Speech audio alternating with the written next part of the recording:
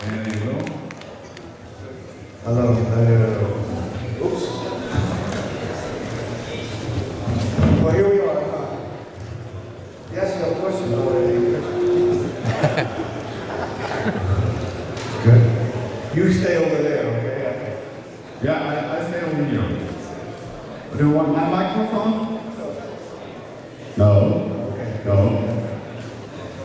Well, what do you want to know? You want to know anything? You have any questions? Yes. How and when did you meet George Romero first? How did I meet George Romero? And when? And what time? What time? No. When? 1:15. When? Oh, wait, I was in high school. I was a sophomore in high school. So I must have been 14. He came to my high school to cast a kid in a movie that never got made. And he picked me out of the whole high school, okay? We did a screen test, and that was it. It never happened. Then years later, he was doing Martin, the vampire movie. So I went to audition for that, but it was already cast. But he said, we can use you to do special makeup effects. So I did. I did the makeup effects. I played a part, and I did the stunts in Martin. Then we did Dawn of the Dead, and the rest is history. But I met him when I was a child. Yes. Hi Tom. I recently picked up the DVD in America for Survival of the Dead. Hi Tom. I recently picked up a DVD in America, or Blu-ray, Survival of the Dead. And on it, George challenges you, basically, to do a certain stunt. And it was, if you've seen, I don't know if you've seen the movie, where they put an extinguisher in the zombie's mouth and use special effects, but I think it's CGI for the eyes to pop out. And he says, I'm not going to do it in American accent, I defy Tom Savini to do this practically. How dare he say that? And as soon as I saw the Blu-ray DVD, I thought, I'm going to ask you this. I'm going to say, George has challenged you to do that stunt practically. Do you think you can do it? Well, it's CGI. He's done it CGI. I would have done it so it would happen right in front of you. Yeah. And you said it's magic tricks. You can do it. Yeah, of course. I mean, you know, the challenge is always to do what's in the script as realistic as possible. Now, when you watch the American Werewolf in London, that stuff is happening right in front of you. All my stuff happened right in front of you. It wasn't enhanced later by CGI. I love CGI. It's done well. Lord of the Rings was some of the best CGI and the enhanced CGI. But American Werewolf in Paris, that's the worst CGI I've ever seen. But I love what it's done well. Today it's a combination of CGI and makeup effects. It looks the best. Back then we could only do a certain amount of stuff. So I wish we had CGI back in those days when we could enhance it.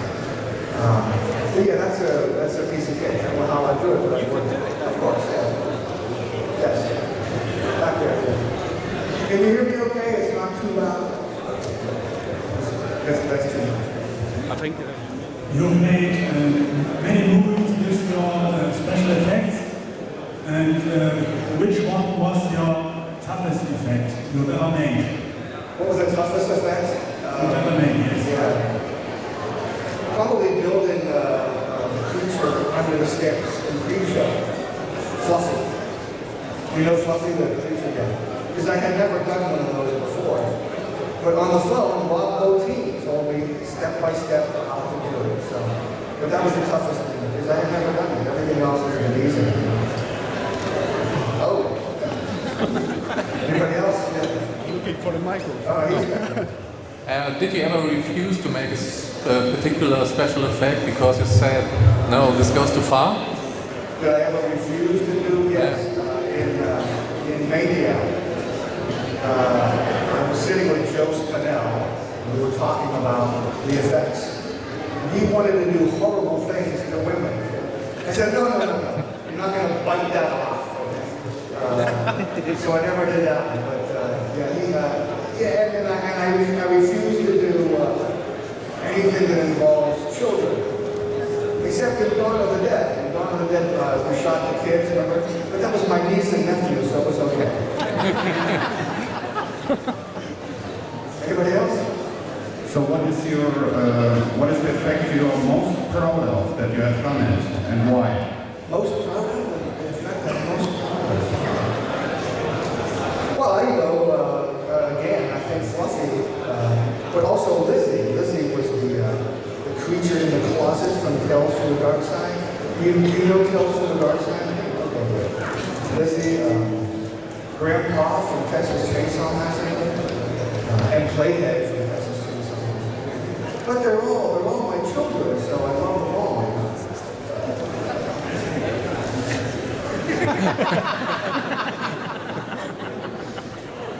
Do you have a magic marker?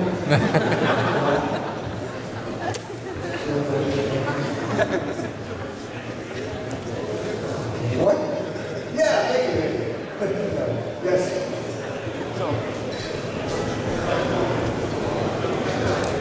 I'm conscious it's just me talking to you at the moment, I'm sorry. On your website, it says there was exciting news with an interview, and it seemed to be like a convention like this. You were talking to a fan, and they brought up that there's a possible project between you and George Romero. And me being a fan, I really hope that's happening. Can you tell us any more about it, please? Yeah, it's a remake of Children Shouldn't Play with Dead Things. Okay. I'll be doing the effects, and George will be directing. And it's going to be have you seen Walking Dead? Yes. Okay. Those are the best zombies. Greg Nicotero, my protege. Those are the best zombies I've seen in a long time. But these zombies, the Children Shouldn't Play with Dead Things, they are coming out of the grave, not just walking around. So they really have to be rotten, you know, and disintegrated. So that would be a combination of CGI and negative effects. If I were making you a zombie, you would have green screen, so I can look through your head and breathe. So there'll be a lot of rot. I don't want to just put makeup on people to be zombies because there's only so much you can do to make a zombie scary. I think that's why Zack Snyder made them run in the new Dawn of the Dead, just to make them scary. But George Romero, we all hate fast zombies. You know? No, seriously, yes. Yeah. Because if you're a zombie, you're dead. You know, and you're going to continue to be dead. You're not going to become a superhero. But I don't blame him because he was trying to make them scary. Again. Do you know when the project's starting? No. There's no word yet on that. But we're in talks. We're in talks with the producers, so you know, it could happen soon. And who knows? You just never know. That's part of the adventure and the fun in the business. Hi. Yeah. Randall Ryan from Rome. Hi. I'm talking about the project. I mean, it's the first project you made up again after so many years. I'm looking forward to it. But what makes you what made you do it again? Makeup. Well, I never retired from doing makeup. I just wanted to pursue an acting and directing career, and that's been working out great. But to do it again, I mean, I think it's a part of the package that will make a producer put money behind it. You know, me doing effects again. But I really won't be doing it. I'll hire K&B. I'll hire my friend Greg Nicotero. Like right now, I'm going to direct a movie, a short film, where a guy is about to make love to this woman, and he takes off her clothes, and he takes off his clothes, and they're coming together, and he looks at her body, and he looks down her body, he sees her face, her breasts, her stomach, and we go lower, okay? And you expect to see, you are excited to see a woman's stuff, but it's an insect tentacle that will cut you, that will snap you off, okay? So Greg is building that right now. He sent it to me on my laptop while I'm here. It's like a lobster claw, you know? Why are we talking about that? You asked me something. Oh, wait a minute, okay. So I will hire Greg Nicotero or somebody like him to, and I will just supervise the effects. Yes,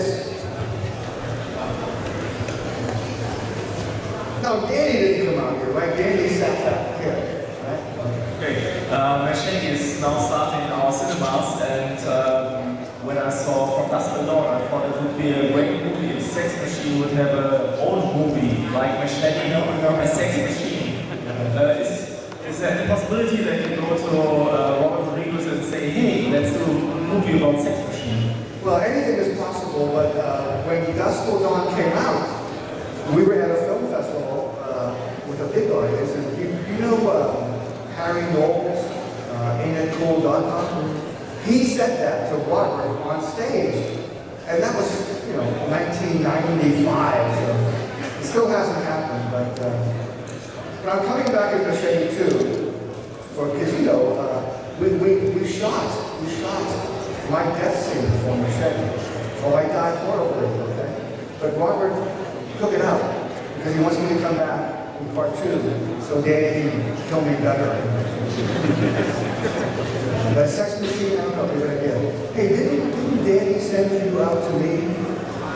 Danny? No. Remember? Didn't you come to me? Yeah. When Danny was on stage? We should do the same thing to him. Yeah, I was looking for him. You said to me that he was lying behind in the elevator. Oh, he's not there. Okay. Any other questions? Yes. Yeah, a couple of minutes ago you mentioned Robert T. and you never actually get to see him or see him talking about his work because he's so, secretive. Besides Robert T, I had a question from the audience. We also have Greg Nicotero, Howard Berger, and what was the third guy? Stan Winston. What do you think of their work? Oh no, I'm a big fan of their work. In fact, like I said, Greg Nicotero was my assistant for many years. Howard Berger worked for me on Day of the Dead. But my other idols are Rick Baker, of course, Dick Smith. Dick Smith is the greatest living makeup artist on the planet. He was a major inspiration. He's the one that shared his secrets. Everything we do was invented by Dick Smith. So, and it's unfortunate though. Today, Dick Smith is, I think he's almost 90 years old. If you show him a picture of Marlon Brando from The Godfather, he doesn't know who it is. He doesn't remember doing it. Or Dustin Hoffman, his little video. He doesn't know what it is. And he created it, so it's just, he has Alzheimer's disease and his memory is gone. So it's very sad.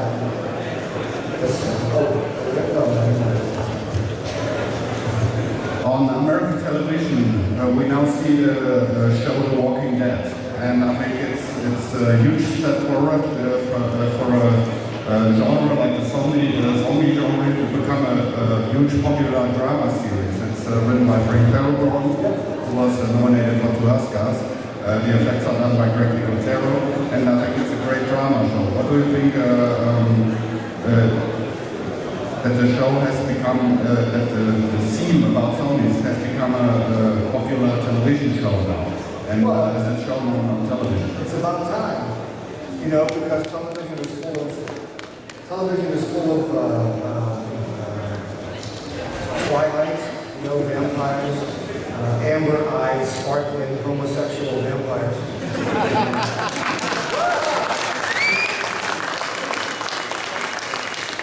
But zombies have always been around, and zombies are always popular, and they will continue to be. But the nice thing about The Walking Dead is there's a lot of humanity in it. Like, in most zombie flicks, you can't wait to find a zombie and blow his brains out. In The Walking Dead, he apologizes to the zombie because he realizes it's not their fault that they are a zombie. And that's the first time you ever see that. So, and they have signed on to do the second season. So I think it's going to be around for a while. I might be the governor. I might be the governor of The Walking Dead in the series. And another part, the comic book, the graphic novel. I don't know what the governor is. Is he a zombie? Is he, you know it? Anybody know it? I think the character of the governor is a very popular villain. And I think it's 87 or something of the most popular comic book villains of all time. Yeah. Well, what a surprise. A villain. Me, a villain, yeah. I think it's his face. I'm always playing villains. Any other questions? Yeah, wait up. Yep.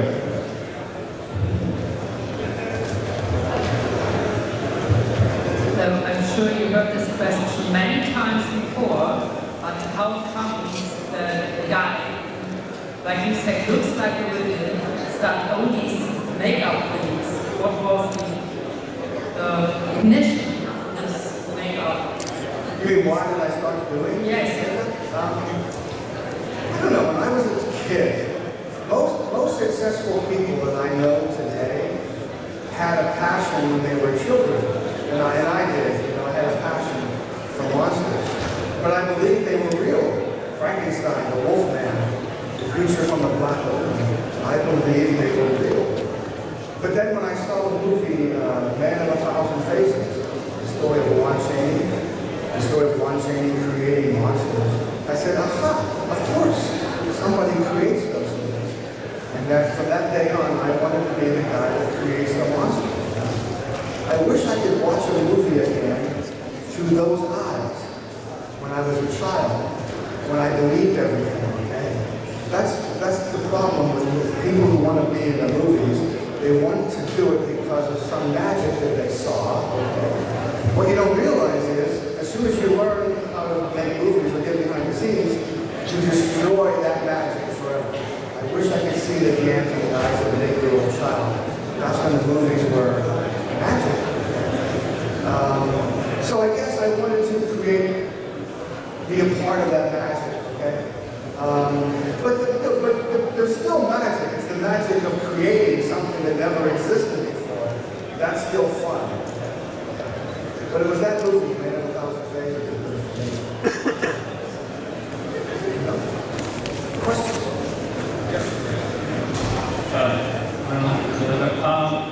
Hi. No, yeah, hi. Hi. Sorry. I have another question. You talked yesterday about the Darth Vader that you have now. Have you another prototype that you're more proud of? Are you kidding? No, I have Darth Vader, I have creatures from the Black Lagoon, I have Frankenstein, I have a Predator, this is full size, okay? In my bedroom. Yeah, I've got Gordon the robot from Day of the Earth, but still, I surround myself with my favorite monsters now that I can afford it, okay? When I was a kid, I used to shine shoes in the street to buy a mask, you know, to buy makeup, to learn, you know? But now that I can afford it, I buy all the monsters. I must have 3,000 masks now, you know, because I couldn't afford them when I was a kid. Could you tell us a few words about the letter we just trailer? The what? The letter we just trailer. Oh, this? I'm just in it. I'm a vampire. I have no idea why I'm in it. The part makes no sense. I've seen the movie. There's no reason for me to be in it except to put my name on the box, the DVD box. But some of it's really good, and the music is awesome. Because Midnight Syndicate is famous for their wonderful horror music. I think that's the whole reason they made the movie, was to put their music in something. Although they gave me the music for free when I directed Chill Factor, because we're friends, you know, and that's another reason why I did it, because we're friends. That gets you in trouble sometimes. Are you back there? Okay. What are your two favorite monsters? Your favorite classic monster and favorite modern monster, no matter who creates them? Favorite classic monster and favorite modern monster. I think my favorite classic monster is the creature from the Black Lagoon, because that was 1954. That was wonderful. And my favorite modern monster would be the Alien, because it's so unique and so well Geiger. Anything from Geiger is just so cool. But there's only two movies that scare me: The Alien and Exorcist. Okay? Everything else is like an exercise in learning about making movies. Like how does one do that? Why does the director do this? Or look into the lighting. But those two movies, you couldn't even think about that stuff. It just scares you. Those are two of my favorites. Yes, right here. What part of England are you from? What? An hour's drive from London, west of London. What's it called? It's near Reading in Berkshire. We've actually got a town called Yateley, so... we did a convention in Watford. Remember Watford? Yeah, we're going to try and find out from you this weekend where we don't have to fly all the way to Germany to come and meet some people like yourself. Well, you know, I've done many shows in London. Not that we don't mind, we love coming to Germany, so that's why it's fine. But you're lucky. Yeah, we do like the Germans. Once you, like for me, once you cross the ocean to come over here, my mistake is I should be going to Italy, I should be going to I should be traveling around because you're here. You're lucky because you know, just everything is very close over here after you cross the ocean. But what's your question? First off, on behalf of all the fans, thank you for turning up, because it made our trip worthwhile. Your debut for directing was, if I'm right, the remake of Night of the Living Dead, is that correct? No, that was my fourth. Yeah. Okay, I just want to ask, because I'm sure I saw an interview somewhere with somebody saying that, and I thought the film was really good, it was an excellent remake, I thoroughly enjoyed it, but I think it had difficulties, and I want to know, was it with the cast, was it with money, as in the budget, or was it with the crew? I heard it just wasn't smooth water as the film, because the film looks great, but it doesn't look like you had any trouble at all. No, it's the worst experience of my life. I'm sure it's from your interview that It was horrible. I couldn't wait. I couldn't wait every day to go home to get away from it. Because I had many ideas. The finished movie was about 30% of what I wanted to do. Okay? You know, I had a whole different ending. I had a lot of things in the middle that were very suspenseful. And I believe the best scares come from suspense. You know, like anybody can jump up and go, boom, okay? That's a scare. That lasts like 2 seconds. Right? But the best scares come from suspense. Here's a room, here's a door, and here's a door. Show the monster behind this door. The monster or the psycho or the tentacle creature, whatever it is, show that it's behind this door. So as soon as the girl walks in, and it's usually a girl, because it's a horror movie, right? As soon as the girl walks in, the scare has started, because you can't wait for her to get to the door. Now the scare has begun. And if you're smart, if you're a good director, you slow her down. The phone rings. Now the whole time she's on the phone, the scare is building, and you want her to get to the damn door to see what's going to happen, okay? So she hangs up, oh, great, she's going to go to the door. And they slow her down again. Oh, I broke a nail. Or something. And now the scare is too much. And if you're really smart, a director, when she does get to the door and she opens it, there's nothing there. And you go, oh. And that's when the monster should jump out and grab her, okay? The best way to scare someone is to make them laugh or to make them go, and relax, okay? Now that's a suspense scare, and you can do that longer than 3 seconds. The problem is, if you wait too long, the audience goes, I don't care a shit anymore, you know? I don't care what happens. So it's a matter of timing. So I had things like that in Night of the Living Dead. Things like Ben being attacked by a zombie, he puts a bullet in the gun, the cylinder spins, and you do a close-up of the bullet going as he's pulling, because he puts the gun in the zombie's mouth, okay? And he's pulling the trigger, and the bullet's going, and then when it finally gets in front of the thing, it blows through, like Dario Argento, it blows through flesh like rains, and it splashes blood like Barbara across the room. Okay? Just some suspense thing. Well, they said I can't do it, there's not enough time. You know? So we couldn't do that. I couldn't do, when Tom runs to the gas pumps, you know, I had Tom catch on fire. Tom running around on fire, and it's his blood that makes the truck blow up. Before we started shooting, they said, you don't have enough time. How do you know we don't have enough time? We would rather make sure that all the dialogue scenes get shot. You know? Well, to me, you go to a movie to watch stuff happen, not listen to people talk. unless it's My Dinner with Andre or something like that. You know? So one by one they were cutting. No, not George Romero. George wasn't there. He was in Florida writing The Dark Half. So one by one, the two jerks that were there kept cutting stuff. So that's what I meant. The movie was not, and I hated the movie for a long time. But just about a month ago, there was a midnight screening. I got there at 11 o'clock and did a Q&A. And I was not going to sit down and watch the movie again. But the movie started and I watched it. And it was the first time I saw it objectively. It's good, you know. The acting is terrific, you know. So, and even yesterday somebody said it's one of the few remakes